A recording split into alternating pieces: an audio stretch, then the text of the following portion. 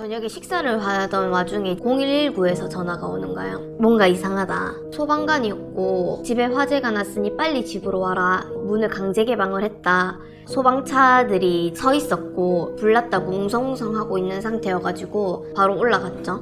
엘리베이터 문이 열리니까 연기가 완전 자욱했어요. 다 탔고 스프링클러가 터진 상태여가지고 물이 잠긴 게 보이더라고요. 굉장히 심하게 훼손이 된 느낌이었어요. 그 집은 일단 잠시 지내려고 구한 집이었기 때문에 조리 도구도 이제 갖춰지지 않은 상태여가지고 화장대로 썼었어요. 이렇게. 화재의 원인은 전선 쪽에서도 문제가 없고 고양이로 인한 화재로 보인다. 장고는 소방관님이 데리고 가셨다고 해가지고 갔는데 소방서 케이지에 들어가 있더라고요. 검게 돼 있으면서 덜덜덜덜 떨고 있어가지고 일단 나부터 갈 곳을 찾고 장고를 어떻게 해야겠다라는 생각으로 다시 향했죠. 화재가 난 집으로 뭐라도 가지고 나올 수 있을까 싶어서 후레쉬를 켜가지고 들어가 보니까 가방, 액세서리, 태블릿, LP 이런 거나 전자기기도 사용할 수가 없고 아무것도 가지고 나올 수가 없겠다 싶어서 옆에 있는 모텔로 가서 숙박을 잡아놓고 이제 장고가 너무 신경이 쓰여가지고 다시 소방서로 갔죠. 바로 근처에 있는 24시 병원 찾아가지고 폐 검사랑 샤워하고 씻기는 거 맡긴 다음에 제가 지낼 수 있는 환경이 마련이 되지 않았기 때문에 호텔링을 맡기는 게 제일 낫겠다고 싶어가지고 일주일 정도 맡긴 걸로 기억을 하고 저는 이제 숙소로 돌아갔죠. 그 이후로도 하루 이틀 정도는 모텔에서 더 잤어요. 그리고 그 불이 난 건물 다른 층으로 단기로 집을 구했어요. 단기기 때문에 보증금을 1,200 정도만 월세를 6개월치를 낸 다음에 숙소를 다시 구했죠. 화재는 집주인분도 보험이 든 게 없다고 나도 보험을 든 게 없고 다행히도 관리비 안에 화재 보험이 적용되는 부분이 있었는데 관리비에 포함된 화재 보험으로 일단은 접수를 하고 처리를 했죠.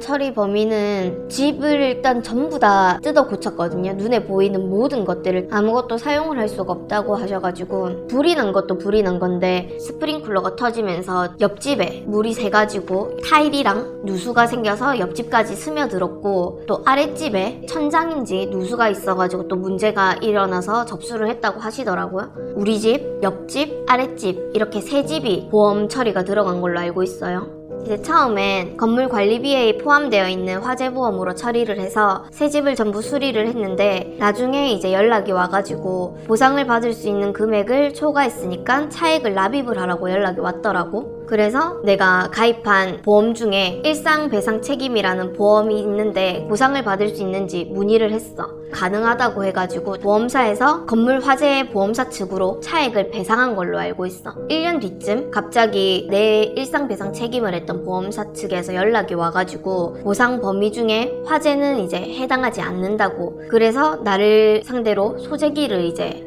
했더라고. 그 당시에 그런 서류가 날라오고 있다는 거를 인지를 늦게 했어. 보니까 이미 본가에 법원 서류들이랑 이런 게 이미 날라왔더라고. 이게 남의 재산에 피해를 줬기 때문에 형사건으로 들어간다. 그래서 급하게 준비를 하는데 이미 아까 말했듯이 불나고 나서도 처리했던 금액이 너무 많이 처리를 했고 해결을 할 수 있는 방법은 대출을 할 수 있는 것밖에 없어가지고 3,680만 원을 대출을 해서 납부를 총 지출된 금액은 내가 지출한 금액 한 5천 이상이죠. 일단 가장 기본적으로 3,680 플러스 기존에 지내던 집 월세랑 관리비 그리고 집을 갑작스럽게 다시 한 개를 더 구하게 되니까 그 집에 대한 월세랑 관리비 이렇게 해서 내 기억으로는 한 170에서 200 정도 6개월 정도 매달 나갔다고 기억을 하고 있어요. 그리고 기본적인 모든 것들이 단 한 개도 사용할 수 있는 게 없었기 때문에 침대 매트리스부터 휴지, 면봉, 드라이기, 빗, 옷, 화장품, 고데기, 양말, 속옷, 이불, 베개 기본 용품만 사는데도 몇백만 원이 들었어요.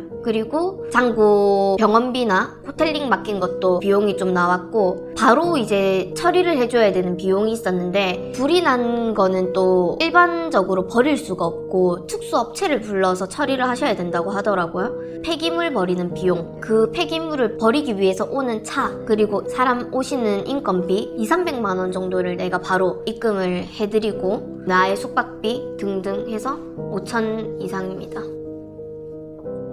인터뷰가 끝난 후 나는 그녀에게 그렇게 힘든 시간을 어떻게 버텨낼 수 있었는지에 대해 물었고, 그녀는 책을 읽었기 때문에 그 시간들을 버텨낼 수 있었다라는 말과 함께 그 당시에 본인이 자주 읽었던 책 한 권을 소개했다.